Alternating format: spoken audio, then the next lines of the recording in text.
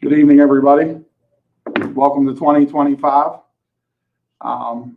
We have a guest tonight here, Gene Good from the Westmoreland County Department of Public Safety. Gene is the operations chief at the 911 center. He's also a member of the hazmat team and chief of the Harrison City Fire Department. So we brought him on here tonight. Maybe we can learn a little bit more about what 911 does. I know we deal with them mostly on the fire side.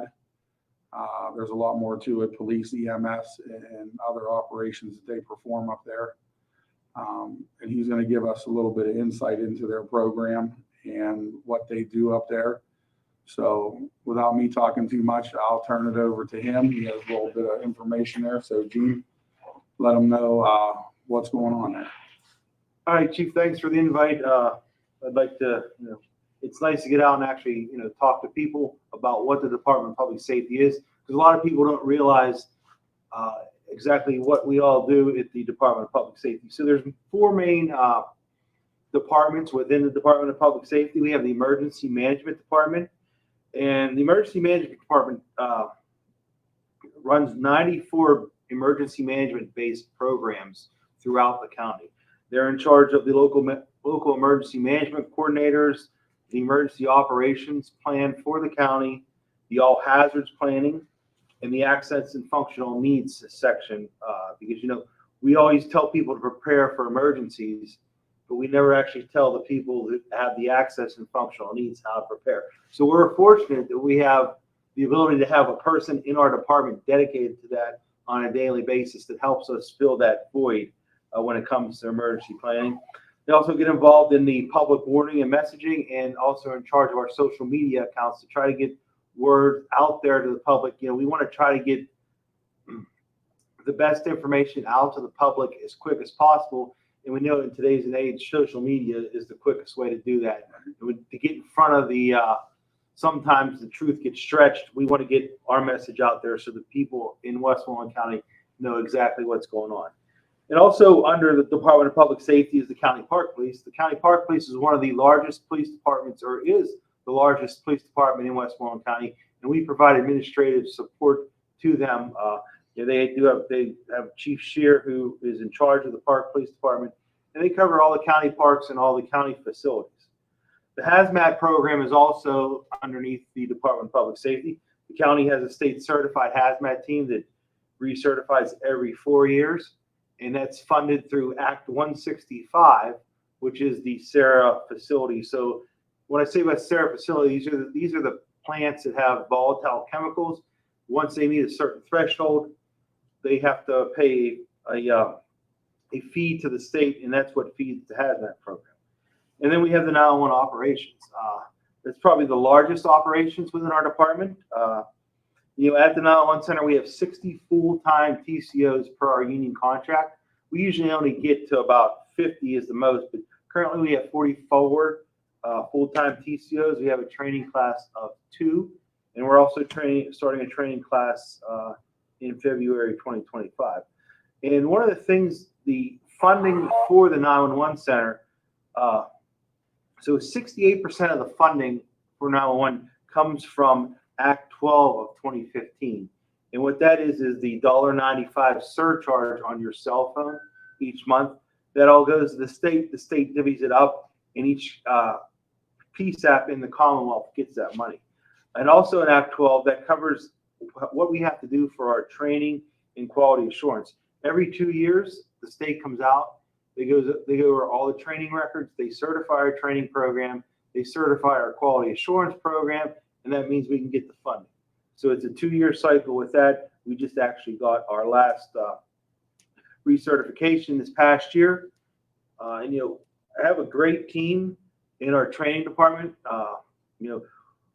Actually, we sort of set the standards for some of the PSAPs across the Commonwealth. We reached out and we provide PEMA with a lot of our training documents that they go and then put out as best practices. So, we definitely are leaders when it comes to the 911 industry.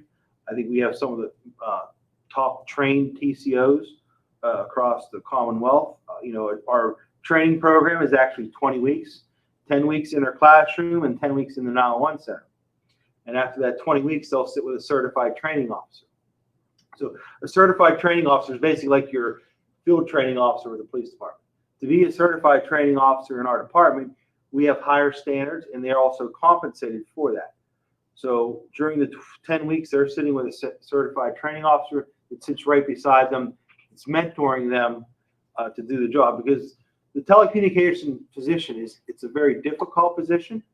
And 20% of the stuff we teach to the students in the classroom, and 80% of that, the actual job they learn from actually doing it. So I'll get into some of the our shifts. Depending on the time of day, we have between 9 and 14 TCOs on shift, and 1 to 3 supervisors, depending on the time of day. Our call volume is higher between 11 in the morning and 11 at night. So that's when we bump our staff up to 14. So we have, dedicated call takers, but, vacations and stuff like that, we don't always have that. So that's why we're between 9 and 14 TCOs on a shift. So last year, we, as far as phone calls, so we took 149,238 911 calls. That's in the entire year. In 257,987 10-digit. Those are non-emergency 10-digit numbers. We say 10-digit emergency, not really non-emergency, because that's like the security companies transfers from other counties. So that could be an emergency number, or could not be a call. So that roughly is an average of 1,200 calls a day. Is that us calling into the center too? No, that's a separate phone system. Okay. So that we sort of try to keep those different than the administrative side. So yeah, we're busy. And during the storms, sometimes we get we can get hammered. So that's why that daily average is up. And as far as our CAD incidents, now these are actually the incidents that are created in the CAD system. 21,544 were fire incidents, 67,855 were EMS incidents, and 210,168 were police incidents. Obviously, police are the major. Seems like we take more police calls than we do anything else. And one interesting fact that I looked into, our call volume actually dropped this past year, but calls for fire and EMS increased. Yeah, our call volume increased. So then I looked at how long we were on the phone. So our EMS calls increased like 4.1%, and the time we were on the phone actually increased the same amount. Is because when we're doing the EMD, which includes the pre-arrival and post-dispatch instructions, those calls are longer. So that's why the average call time went up and the EMS calls went up. And even with some of the fire, the fire protocols we used, if we're on the phone with somebody that's trapped in a fire, we're not getting off that phone until the fire department arrives. So that could be 10, 15 minutes, depending on where you're at. So as you can see, since we do have these protocols in place to give the pre-arrival instructions, that's why the time on the phone increased. So those numbers, like when we get an incident number, I know our incidents were up to 25, 20. Those are just for fire. Yeah. And then police have separate incident numbers, EMS separate from there. I always thought they were all one big ball. No, that's the way it was. And I thought 25,000 was a lot. So you get, if you'll see on your incident number, the F starts with the fire. So it starts F25, and then a couple, same way E25, and then P25. Okay. So that's the numbering systems through CAD. And that's the way we keep track of how, because say you have an accident, right? You're going to have police, fire, and EMS respond. We actually create 3 incidents for that, because each of those incidents has different stuff put into it. Like when the police get there, they're running, to find out who the driver is, the driver's information. So that's on their side. What the fire chief or the incident commander is given, that's on the fire incident, and then the EMS. So basically, it sort of silos that information. We can see it across the incidents in the 911 center, but it sort of silos it for reporting, because sometimes, when the police put stuff in there and on their side, that's like personal protected information. Right. So we can't have everybody see it. Same thing with EMS too. So that's how that works. Okay. So, and within, our department last year, we were busy with other outside deployments and stuff. Like last year, our command post went out for 14 deployments. So we're averaging at least one time a month the command post is going out. When you take that out, that's on something like a major Yeah, incident. it's a police incident or a planned event. It was up in Fort Ligonier Day for 3 days. We had it out at the incident in Unity Township for a day. Right. So that depending on what the need is for. And when we try to do that is we try to have a TCO staff it, because that takes that incident burden off the 911 center. Right. We had it down at the Luke Bryant show down there in South Huntington. And they treated like 100 people there at that incident. And that all ran through the command post. So everybody in Greensburg really didn't have to, there was no involvement from the 911 center in Greensburg. Right. They handled everything, the other emergencies, the on-site stuff went through the command post. Because within the command post, we have a 911 phone, we have the CAD system, we have the radios. So we have the same exact system in there that we can do that in one position. But it didn't stress the center out. No, it didn't as stress. They were doing. Okay. So that's like we That try to makes use the command post for these larger planned events or the events that happen. So the center could do that because you get a fire, you get a bad wreck. There's still other stuff going on. You don't know what's going on up in New Kent. You don't know what's going on in Menneson or anywhere else in the county. So it was a busy year. And they facilitate our emergency management side facilitated 7 tabletop exercises. A lot of schools and facilities are required to have tabletop exercises to meet state requirements. So we facilitated 7 of those last year.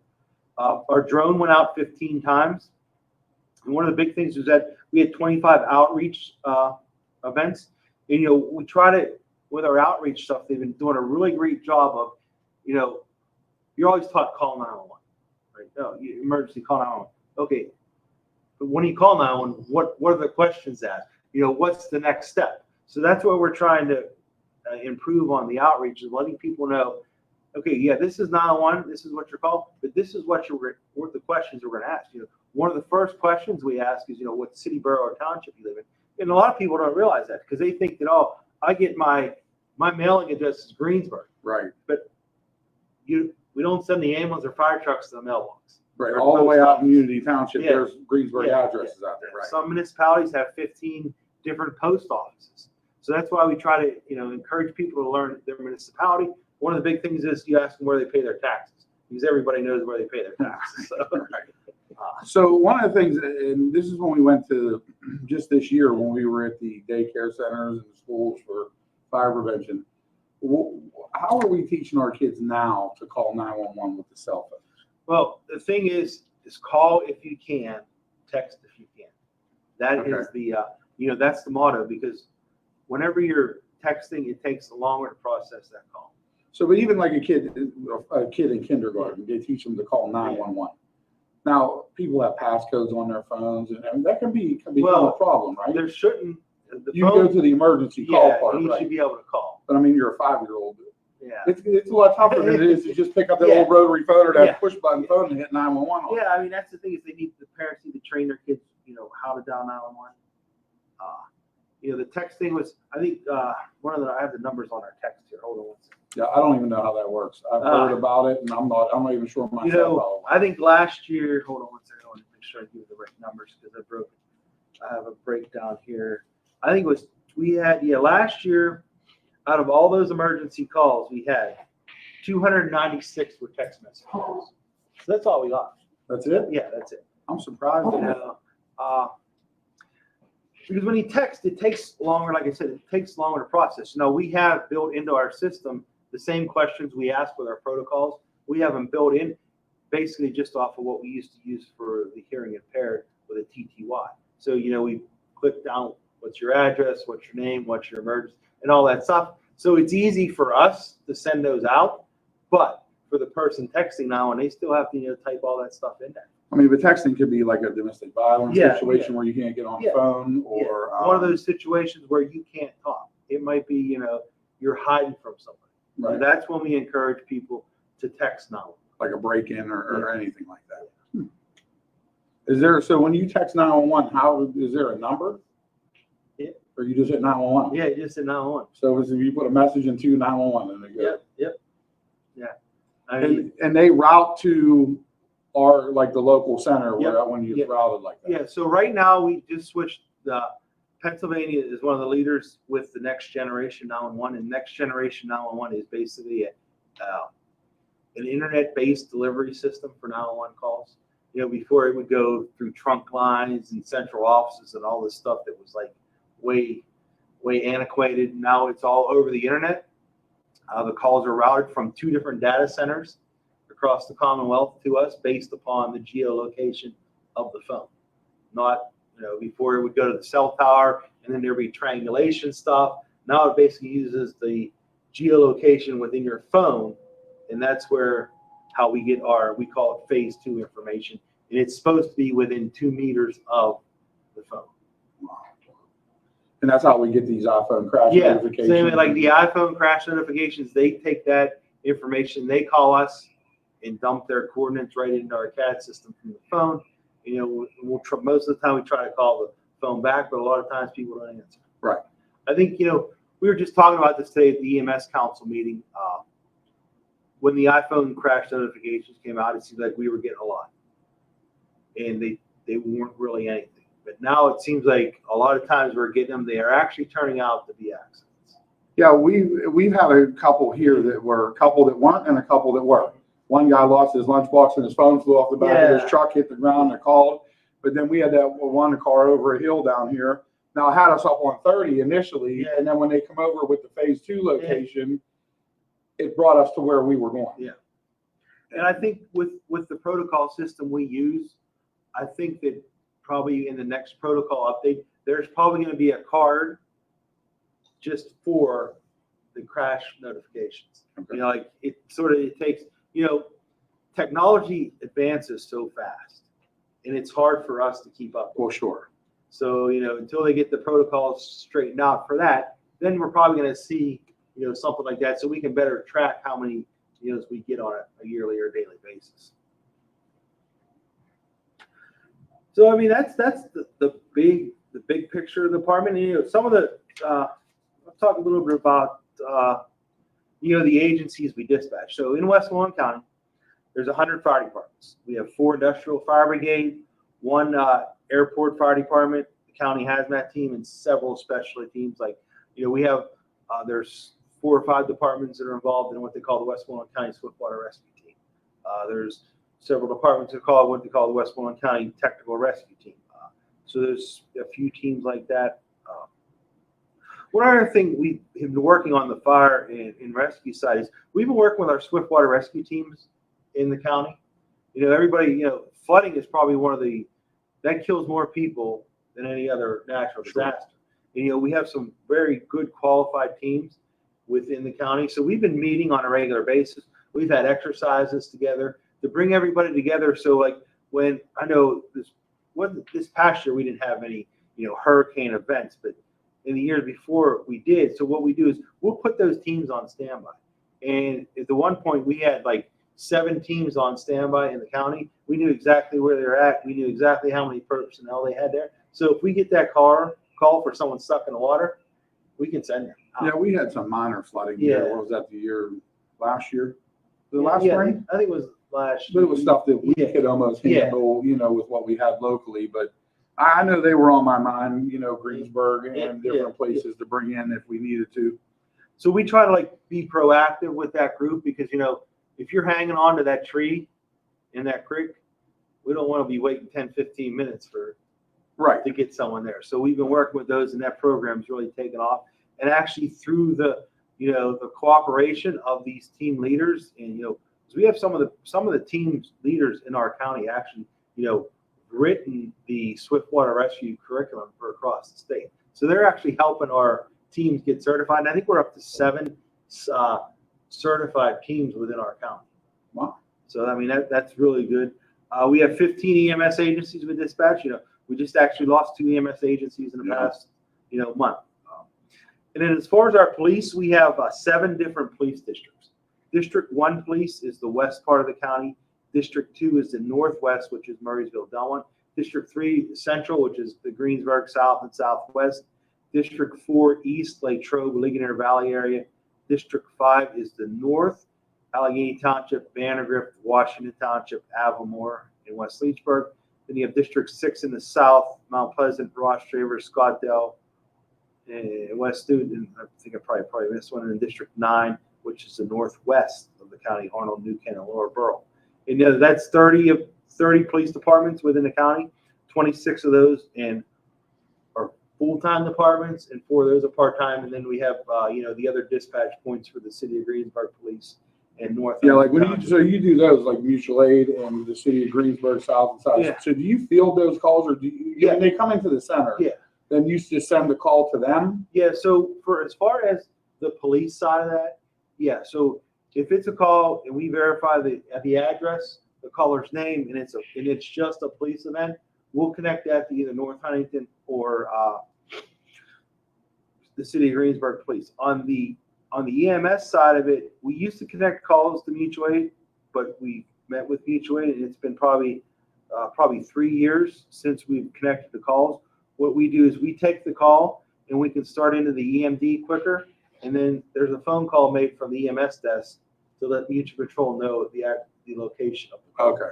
Because it was one of those things where we're trying to get hands on chest CPR real fast, but then we're getting information, then we're connecting to somewhere else, they're getting the same information, the caller's getting aggravated.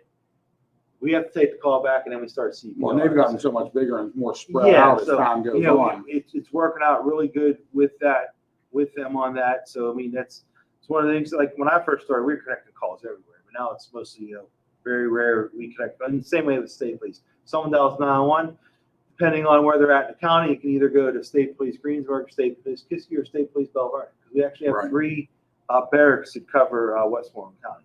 So within our police departments, we have 2 university police departments we dispatch for, 6 school district police departments. The school district police departments seem to be growing.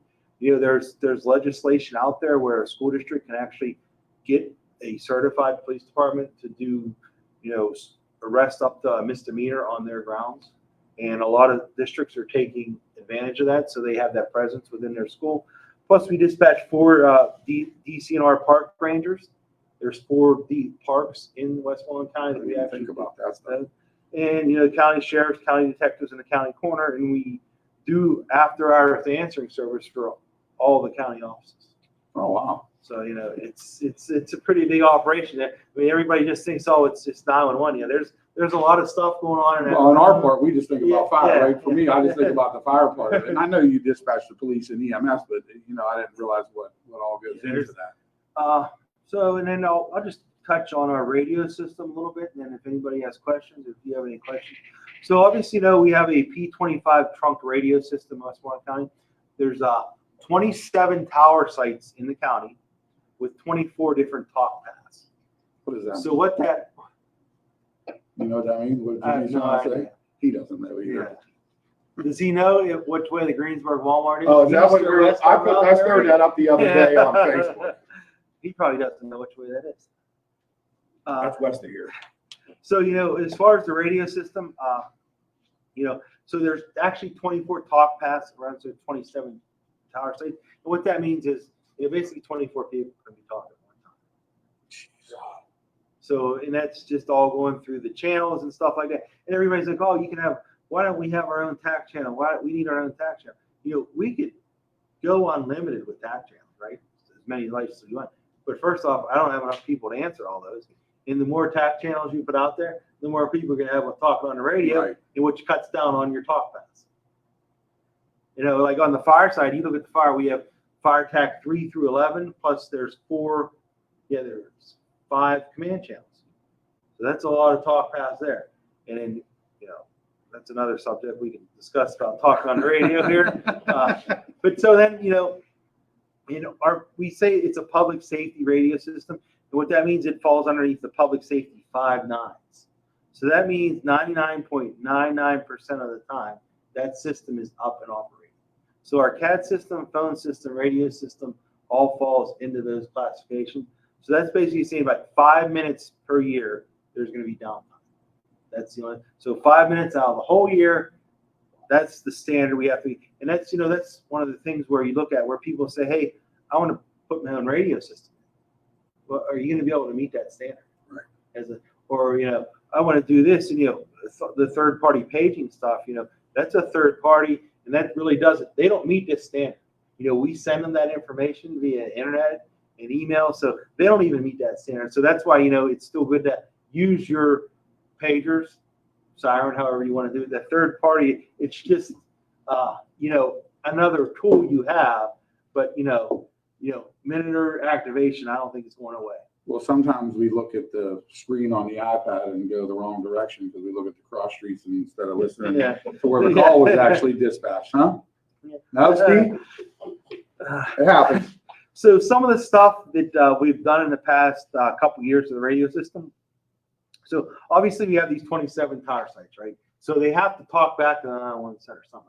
So what we've done was we provided redundant paths to all the tower sites. So there's 2 paths back to the 911 center. And basically what that is, the tower site's up the driveway, you come down the driveway, we have a path this way and a path that way. They all come back to the 911 center. So we're not using the same path. We also updated the battery plants, which gives the tower sites time when the power goes out. I think all of our tower sites now have battery plants that can operate up to 4 hours if we don't have a generator at that site.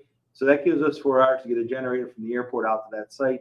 And we also replaced the paging base stations at the paging site. So that's some of the stuff that we've done to the radio system in the past 4 or 5 years. And I'm sure there's a lot more that could be updated and stuff, but that's going to be very costly. Yeah, I mean, the radio system is very costly. We talk about the budget. I think last year the budget just for the 911 side of the operation was around $12 million, and like 70% of that came from the 911 fund. But everybody thinks, "Oh, we got all this money," and most of the cost is employees. I mean, we have some of the best employees. We fought to get them a raise so they make a livable wage. Right. Because, we can have all this technology we want. We could have the best technology ever, but we still need someone at that desk answering that phone. And so, we have some of the best people, so we're trying to take care of them and make sure that, but most of the cost is either contracted services or personnel. And when you get into contracted services, that's like the maintenance of the radio system, maintenance of the CAD system, the maintenance of the phone system. You take those 4 things, that's almost our whole budget. I'm sure. And like the advancements in technology, like it's hard to believe some of the stuff that's out there and it's coming down the road, and you're just trying to figure out, how can we integrate that into our operations now? A big push is live video feeds from callers, and that's good, but then that's bad because now you're taking somebody who is trained and knows how to deal with someone on the phone that might have committed suicide or done some harmful act. And now you're going to say, okay, here it is. So to me, that I'm afraid of that for my employees, right. Well-being. So that's something that's coming down the road that, it'll be interesting how that all pans out. Some centers get it now. And like video surveillance camera stuff that they can start piping into the 911 center. That's all. It's mind blowing the stuff that's out there, and some of these radios that they're coming out with, they're just honestly they're crazy. They think that their fireman's going to carry this radio that has a screen on. It's just senseless. Like we'll go to these shows and they'll be like, "Oh, you want this radio?" I'm like, "Why?" I says, "None of my firemen are going to use that radio." All I know is I push the button on the side. You turn the knob at the top, and that's it. I just yell in there, and somebody answers me on the other end. It's trying to, see what the technology that's out there and trying to merge that with what our needs are in Westmoreland County. So that's big in the future, the technology side. So one of these things you brought up was the third-party paging apps. Yeah. And now, of course, we've gone through this change where Rover disappeared and everybody's changed. And I got an email from the center about, what are you using? Yeah. Because we have this one still works, this one still works, this one, and we only use one now. And so when you enter that information, you don't have to enter it into each app, do you? No. So basically, we have that address. You get that alerting address, right? And we put that into what it's called a paging thing within the CAD system. But we're just trying to clean out some of the stuff Because like you said, whenever you said that spotted dog was going away, everybody was doing trials. So that's sort of, clean out the garbage. If you're not using that stuff anymore, we want to clean it out so that we have the most up-to-date stuff, that if we have to send a free text message to you, we can. Oh, it was about a caller, how they call in and their mailing address is Greensburg, but their it's Greensburg Walmart. Because it's the Greensburg Walmart. I didn't think you were making fun of us, Jimmy. I just was curious. So we have all those things, those third party things you deal with. So that's just a matter of that all gets typed in and then we get the information over. Yeah, so basically the way the third parties work, so we have what we call on our CAD screen is an active, a pending side and a current side. So whenever your call is on the pending side of the screen, there's no apparatus dispatch set. So once the dispatcher selects and recommends and moves, like dispatches engine 32 to that incident, that alerting address is attached to engine 32. Okay. So once it's moved over to the dispatch side, that's whenever we send the information to the third party. And then we get it. And then you get it. Okay. And sometimes, since it's relying on most of the time wireless, your end connectivity of your phone, so that sometimes you get them faster, sometimes you get them slower. Right. So, I noticed some of the apps seem to come over faster than the others. Yeah. I have two working on my phone, and the one comes way before. Yeah. Because I know whenever ECM first came out, it was coming out really quick, but then that was I don't know how they did that, but now the standard for that is basically sending it to an email address. Oh, okay. And that's how it's relayed over to the end user. Now, this is a big open question, and who knows who will say what, but what can we as the fire department do different? I'm sure there's a million things, because sometimes the stuff you hear, and I try not to be one of those ones, but it's just, and you hear the fire department, and I'll use it as a whole, sometimes gets upset on the radio with what's going on, and especially during things that are going on when there's a million things going on, and they don't understand. I think, say we're running an automatic fire alarm over here, and I'm trying to get to them to get me a call tape or a key holder or something, but there's a working fire somewhere else, and they just don't want to hear from me because I'm not important at that point. The fire is more important, right? Yeah. And during the storms with the poles and pole numbers and the wires down and the trees down. Yeah, I think everybody can do a better job, and it's just understanding of what's going on. Is like I try to teach and we preach to the dispatchers through our training is you don't know what's going on out in the field. So if a chief or somebody yells at you, we're hoping that wasn't directed at the dispatcher. Right. It might be because you had somebody in your face. So, I mean, that's one of those hard things to do, but I think it's just everybody needs to understand that everybody has a different job and understands the complexities of all these jobs. Like you said, you might be doing a fire alarm, and we may have a 2-alarm fire going on. So there's stuff going on, and it's one of those things where we just have to find that, equal ground and work together. And, I don't want to go down the road of, everybody pointing at the 911 center. But yeah, that does happen a lot. But yeah, we do make mistakes. We're human beings, right? I make mistakes every day. I'll admit to that. But we just have to realize to get to the end goal, which is public safety and making sure the residents are safe, our people are safe, we have to work together. And I think that's one of the big things that sometimes everybody misses. It can be between fire departments, it can be between EMS, police, all first respond aspect is, at the end of the day, we're all doing the same thing. We're all in it for one end goal, and just try to, we should be, or try to, get that working relationship back. I think one of the big things is on the radio side is like the shouting in the radios. Like I was showing you, right in our SOPs, it says, don't shout in the radio. That won't make the signal go any further, nor will it make it be easier to hear. Actually, when you shout into the radio, it's harder to hear. I'm sure. And I'm loud. So when I'm just loud. But And one of the big things is, and actually, I sent this out in that last email I sent out after the fire chiefs meeting was, the unnecessary radio transmissions. Like when we clear an incident, if you're the incident commander, you say, hey, all units are in service returning. We clear everything off the board, and everybody's back in service. We don't need anybody else. Yeah, we don't need to be. Right. Yeah, and like the calling in service stuff. Within our SOPs, it's like, okay, yeah, if it's your call, if it's something in 32's area, and you're the fire chief, and you want to call in service and I want center, yeah.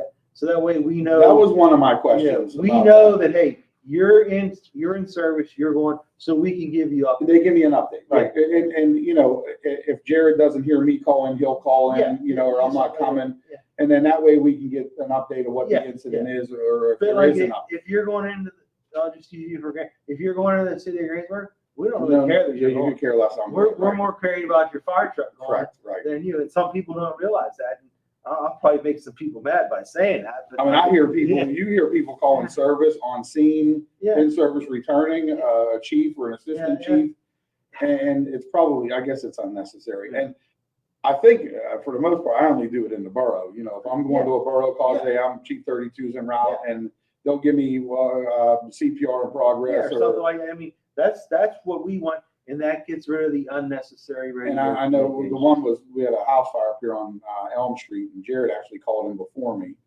and I didn't hear him, but he called in service, and they said the caller was reporting flames and smoke in the attic. And then I called in after him, and now one just answered me, 10-4, and I said, okay, there's nothing. But I didn't hear Jared, and then Jared said, Chief, you get the update?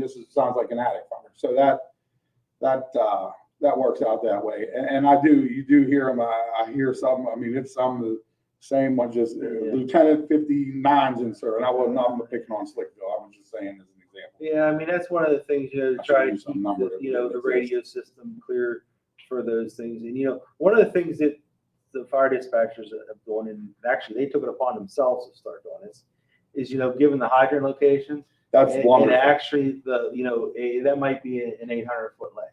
So I'm driving, right, and on this new app we have, I can measure the lay of what it's going to be, and I can see where the hydrants are. But am I really looking at or driving the car? Yeah, exactly. But I'm trying to get there as fast as I can, and not get in an accident, of course. And the radio's going, I'm listening to that. I don't have time to be playing with that iPad looking for a hydrant, and that helps a ton. And the amount of lays, because the last one was we responded to a garage fire out in Unity Township. And he said it was going to be a 6,000-foot lay. And I'm like, yeah, no. We ended up laying 900 feet off a driveway and, hooking into a truck there. But so that's one of the things. Very helpful. And, that's, so, I know everybody uses the third-party apps and stuff like that. And some, we take heat because we don't have MVPs. But, that's something, we want to get to. You want to be that, Sean, or what? Maybe you could be the chief's aide. The MVPs is a big thing. And, so there's a lot that goes into the MDDs. Basically, one of the things is, the cyber security. Because, our CAD network right now is a closed network. So that's only the terminals in the 911 center that are connected. Right. Once we start adding external, we have 100 fire departments, right? So you see it, we had each department had 3 MDTs. So that's 300 more devices. Right. Then you get into the police, then you get into the EMS. And, out east, there was a 911 center that actually their CAD system went down for 10 days because someone plugged an external drive into the MDT. So, I know it's a tool, but we want to make sure when we deploy MDTs in Westmoreland County that's not going to happen. And we take a lot of heat for it, but I look at it this way. The third-party stuff's working. We're starting to give those hydrant stuff, and it's better to hear it than see it because, like you said, you're a chief. You're going to the scene. You're not going to be looking at MDT. Right. And, nowadays is sometimes, depending on the operating procedures of some fire departments, that truck might be just going driver only, and everybody else is meeting them on scene. So is that actually something that you're going to use? Right. All right. So, during the day here, it's usually a driver, and then Jared and I are going to meet him. Yeah. And it's just the way it is now. There's not much we can do. And that sort of gets into another. We always park out of the way, though. Yeah. and that sort of gets into another I'll beat you in the conversation. deer, sure. Is, we've taken heat because, you need to make sure that that truck has the proper staffed firefighters on it. How can we do that? Right. And like you said, like in your borough, you have a driver and there's two people coming to the scene. So why do we hold that against you? Right. I mean, and, the TV screen's on in the truck room, so the guy will come in, look on the screen, and hey, them guys are headed to the scene. We'll just go. A lot of this stuff comes down to, and just so we don't go off the track, is departments and municipalities need to take responsibility for their departments and their actions. Right. It's always easy to push it to someone else, but like you're the fire chief, you're like, you need to make sure that your truck goes out with the properly staffed people, or they're going to meet you there, or that you have the properly equipment on that truck. Right. Everybody's like, oh, the county needs to come out and do inventory of all these trucks and classified. First off, we don't have enough people to do that. Second off, there's no legislation that would hold up to that your municipality could say, well, no, this is what I want. This is what this truck is, and we couldn't do anything. Right. And then it gets down to that agency, because I'm not picking on EMS, but a good example of EMS is, okay, the health department comes out, certifies your ambulance. Every couple of years you get the sticker, so we dispatch you and you call en route as a medic unit. So that's supposed to be ALS per our protocols. But we know that that's a paramedic and EMT in that? No. No, we don't. Yeah, no. So it comes back to the agencies to take responsibility for the trucks they're putting out the door and the personnel that are on those trucks. Yeah, and that I get it. And there are areas where the county or municipality go in and inspect the trucks and certify them as a rescue or a pumper or what. We call things different. I mean, and Bill Wright loves this, not Billy, but Bill loves this discussion about the trucks, what we call them. Yeah. If a squad could mean one thing over here and a whole nother thing over here. It could just be a simple Suburban. You get a full-size pumper with medical equipment, rescue equipment, and everything else, on a squad. And do we, how the egos are. Do I want Westmoreland County coming in here and telling me how to run this, Yeah. And I mean, actually, there's really nothing that says we can do that. Right. Yeah. Right. I think just my opinion is if we would start doing that, we would probably, piss more people off than anything else. We just, like I said, the agencies need to take responsibility for their personnel and their actions. And, it falls back to the municipalities because, if it wasn't for the municipality saying that, hey, we're going to have South Greensburg Fire Department, you wouldn't be here. Right. Right. And we've said that before. They could simply just say, hey, Honker's going to be our emergency service provider in South Greensburg now. And we'd be gone. Yeah. And it's probably going to happen in places at some point because of, response rates and things like that. And none of us are fully staffed 100% like we were 20 years ago or 15 years ago, but we just try to do the best we can. We get calls, quite often now from municipalities asking us about readouts, and we say, hey, listen, you need to talk to your fire departments, because we can guide you on how our system works, but we don't know your municipality. Right, you don't know every your area. Resources. We don't know your neighboring resources, and they have to be involved in this discussion. Yeah, we're not gonna do readouts for a municipality. Well, it's not our responsibility. We've talked about that on here before too. It's the municipal leaders and they have to talk with the fire department for what they need. They can't make decisions, unless they're going on every call for what equipment we need and who we have coming and, but like when we changed our readouts, I made the change when I became chief, we changed them and I had to get a letter from our mayor that says, hey, he has permission to change whatever, he does. And he actually reviewed them. Well, he was with me when we came up to your office. And I mean, that's good because then the municipal officials know what's going on. Because, sometimes we actually, with some EMS stuff, we've been actually telling them, hey, pass a resolution so everybody knows. Right. You know, that way it's not come back to you on the fire chief. It's, hey, you passed this. I presented it to you. You passed it. It's not. It's them. Right. Because they hold that authority. And like you said, you need to talk with your municipal leaders, and that's why I like coming out here and doing this stuff. I mean, this is the first time I've done this podcast, but that gives me a chance to come out and talk. Maybe get some questions here, so everybody sort of understands what we do in this fashion. And for me, the experiences that I've had, most of them were positive, and they're, every once in a while there's something stirs up and I get mad and throw the mic across the seat or something, but it happens, right? I mean, it just happens. We're human beings. You're right. And, but, for the most part, like I said, we're going to a call.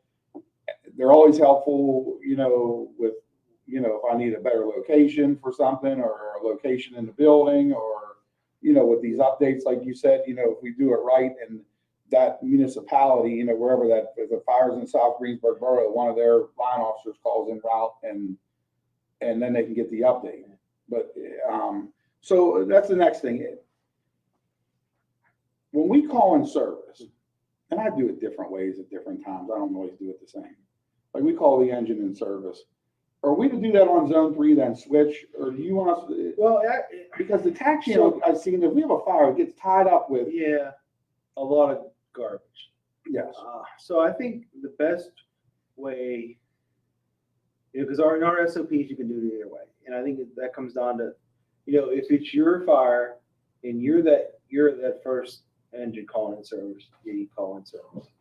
Right. But if you're going, everybody knows the fire stuff and all that, they know, hey, then you call in service on the command channel because that's a working incident on that TAC channel. So I'm going to call in service on the command channel so I don't cover those operations. Right. Keep the traffic off the fireground channel, especially here in South Greensburg. We're only going a couple blocks to an incident. You know what I mean? We got just minutes to get out of here and get where we're going, and we're there.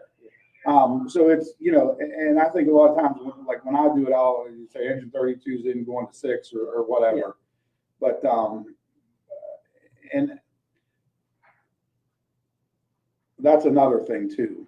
Who put that up there? Teacher.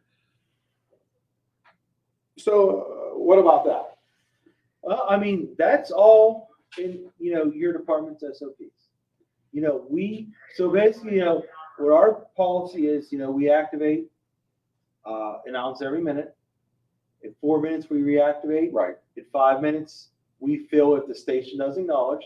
If the station acknowledges and they don't go en route in 7 minutes, then we fill. Right. So it's more of how you want your department operated. So you could be like, okay, if you have a driver, acknowledge the call. That way, your truck's moving. So that's okay. So that's our policy. Like him, for example, if say he's not a driver and he sits here and acknowledges, he does nobody any good. No. But so we have to have a driver here before they say 32 or whatever. But and Sean, I don't know what your feelings are on it, but here's how I feel about that for us, for South Greensburg. We do it because, by the time you get dispatched, you're at home, get to the station, get your shit. I don't know if I'm about to say that on here, but get your gear, get on a truck, and then get on the radio. And you actually want to call en route, or you might be waiting for 3 guys that just pulled in. Yeah. Now you might pass that time. You know what I mean? Yeah, I mean that's like that. That's that whole sort of gray area. It's like, we want to follow those times. But say right now you have 4 guys here. If you we're going to go get on the truck. You're going to get on the truck. Right. We're going to be going. We're not waiting for anybody else. Yeah, we have enough people you don't need to acknowledge the call. You get in the truck. Right. I get it. And that's, right. I think it comes down to your department, how your department wants to operate for your people. We keep with the fills. The OIC will have to advise us what they want to do. If someone goes, we're not going to cancel somebody. That comes down to the officer in charge. If someone calls in service, 2 minutes late, we're not canceling someone else. Canceling the fill. Right. We have to get those orders across the. went to that gas call. We were a You little know, late. from the incident commander. So I don't know what the hell I wanted to say. And it was with this acknowledging and whatnot. Oh, that's what it is. You'll get these, and I see these people, physically see some of these people. This one will acknowledge for the station. Well, he's the hell on Route 30, nowhere near the station. Yeah. So what is that doing? Is that preventing a fill and Yeah. somebody responding faster when they do that? Yeah, you know, if you're acknowledging the call and you're not at your fire station, or you're calling that apparatus en route and it's not en route, you're hurting somebody. Well, and that's where, and our policy is you better be within a half a block of the station, you know, coming up the 1400 block or him coming out of his house, which is a half a block away to do that. But I mean, you know, and then they'll come and they have to announce their title and they'll acknowledge for the station and they're coming from the city of Greenville, you know. You're not doing anybody any good. And that was one thing that, you know, there's a lot of pride in the fire service, and I know everybody doesn't like to be filled, but you know what? It happens. It's going to happen. But you getting on that radio saying, I acknowledge, and you're not at that fire station, and you're calling that truck en route, and it's not en route, you're doing a disservice. you're delaying somebody else. Yeah, you're doing a disservice, and you're in it for the wrong reason. But I mean, we can't say that from behind the desk, so that was me speaking as a. No, I get it. And that's, but I mean, this stuff happens on a regular basis, right? And you hear it, and I, of course, yell at the car when I'm driving. Why are we doing that? Why would we do that? You know what I mean? And the other day, we got filled. It happens. It happens. Yeah. And I'm writing our group chat. What are you doing? Get the damn truck on the road. You know what I mean? Yeah. And, you know, it just happened. We didn't have a driver right in town. Yeah. And eventually we moved, but it was just, and got to the incident, but, you know, we were just late. And I wasn't mad that we didn't acknowledge to prevent that. Yeah. I was just mad, why the hell are we taking so long? You know what I mean? And it is pride, right? We want our truck to go out the door as quick as it can and keep moving along, especially when things are so bad out there, you know, with staffing issues and whatnot. So, all right, Gene, you got anything else? No, I appreciate you coming on. I'm surprised we didn't get more questions. Nah, some people try to be careful just yet, you know, at times, and you know, you don't want to didn't get people get too much stuff. Well, like I said, you know, it is. I like to come out and talk about the 911 center because I think, you know, I think my employees do a great job there. I think I have great employees, so I want to come out and I want to brag about them. I know we take a lot of hits, but you know, and I think we appreciate them as a whole. I do certainly, and you know, like I said, there'll be times when, you know, you know, it is what it is, you know, and but I think if everybody understands as a whole better what, you know, they're busy at 911 all the time. I mean, there's always something going on up there, I assume, and you know, especially when these storms come and then everybody wants to get their poll number in, and then they get upset that West Penn's taking an hour. Well, there's nothing you can do about it. It prevents me from having to find some number and sit on hold calling West Penn to do it. They just do it for us. And I think, you know, one of the things that you try to think about is, okay, you know, you might be calling the 911 center, and that might be one of your loved ones calling 911 too, and maybe that dispatcher picked up that 911 phone. So, I mean, that's one of the things. Like, I'm the same way. I'm out there at fire calls. I'm like, why didn't you answer on the radio? And then I have to think, well, they might be doing something else. And I use that example as, you know, to be in your family is sometimes, you know, an automatic fire alarm sometimes turn into something. Yeah. And it's happened recently around here or whatnot. But I use it as an example with my people. You know, well, I don't want to come out because it's 2 a.m. and we don't get them calls every night, but it happens. But this is when I need you listening, because this is when, you know, we need our people. And what if that was your family? Would you want every volunteer fireman or EMS place or police just saying, well, it's the middle of the night, I'm not, you know, but then it's your house or you're in an accident or whatever. So those are some of the things we go over. But I appreciate you coming on. Right. No sorry we couldn't have Buddy on. We invited him, but he had He a just doctor's gave us appointment today. I see he's watching, but maybe, we can get, I see Chief 800's on there, maybe Yeah. we can get him on one time, talk about the county hazmat team and that. Because I think that'd be a good show, that he could talk and give, their capabilities and some of the stuff that, they can do that, people don't realize. And when we have those teams out there, you talked about those teams, they're like Team 800 and these different county teams. Sometimes, again, our ego and pride gets in the way to reach out to them, to call them. And I know for me, like, we have some highway in our area, but we have a little bit of railroad track, and we have that feral gas down here. If one of them propane tanks is like flying off the handle leaking, he's my call because, and I'm going to defer to whatever my ego's not so great that, hey, that's your problem now. We're going to go up the street. That's, our department as a whole is there. We're there to help you and support you. We're not here to come and take charge. We want to succeed just like you.